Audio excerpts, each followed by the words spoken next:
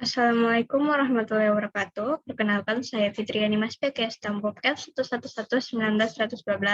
Saya mahasiswi dari Universitas Tadulako dengan Prodi S1 Teknik Sipil. Baik, pada kesempatan kali ini saya akan membahas mengenai mata kuliah manajemen konstruksi dengan materi jenis atau tipe struktur organisasi dalam manajemen proyek konstruksi. Baik, berikut kita lanjut. Organisasi proyek juga dibutuhkan untuk memastikan bahwa pekerjaan dapat diselesaikan dengan cara yang efisien, tepat waktu, dan sesuai dengan kualitas yang diharapkan. Secara umum, terdapat 4 jenis organisasi proyek yang biasa digunakan dalam menyelesaikan suatu proyek. Adapun jenis-jenisnya yaitu 1. Organisasi proyek fungsional.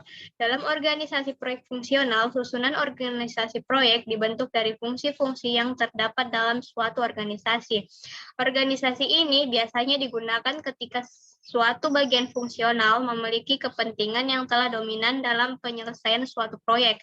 Top manajer yang berada dalam fungsi tersebut akan diberikan wewenang untuk mengkoordinir proyek. Kelebihannya yaitu proyek dapat diselesaikan dengan struktur dasar fungsional organisasi induk. Kelemahannya yaitu proyek biasanya kurang fokus. Terdapat kemungkinan terjadinya kesulitan integrasi antar tiap-tiap fungsi. 2. Organisasi proyek tim khusus. Dalam organisasi proyek tim khusus, organisasi akan membentuk tim yang bersifat independen. Tim ini bisa direkrut dari dalam dan luar organisasi yang akan bekerja sebagai suatu unit yang terpisah dari organisasi induk. Kelebihan dari organisasi proyek tim khusus ini yaitu tim akan terbentuk dengan bagian-bagian yang lengkap dan memiliki susunan komando tunggal sehingga tim proyek memiliki wewenang penuh atas sumber daya yang ada untuk mencapai sasaran proyek.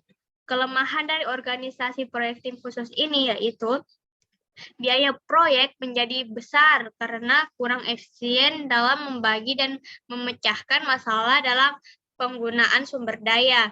Terdapat kecenderungan terjadinya perpecahan antar tim proyek dengan organisasi induk serta proses transisi anggota tim proyek untuk kembali ke fungsi semula jika proyek telah selesai akan terasa sulit karena telah meninggalkan departemen fungsionalnya dalam waktu yang lama. Poin yang ketiga yaitu organisasi proyek matriks. Dalam organisasi proyek matriks, ada suatu organisasi proyek yang melekat pada divisi fungsional suatu organisasi induk. Pada dasarnya, organisasi ini merupakan penggabungan kelebihan yang terdapat dalam organisasi fungsional dan organisasi proyek khusus. Kelebihan dari organisasi ini yaitu manajer proyek bertanggung jawab penuh kepada proyek. Permasalahan yang terjadi terdapat segera ditindaklanjuti. Lebih efisien karena menggunakan sumber daya maupun tenaga ahli yang dimiliki pada beberapa proyek sekaligus serta para personel dapat kembali ke organisasi induk semula apabila proyek telah selesai. Kelemahan dari organisasi ini yaitu manajer proyek tidak dapat mengambil keputusan mengenai pelaksanaan pekerjaan dan kebutuhan personel karena keputusan tersebut merupakan wewenang daripada departemen lain.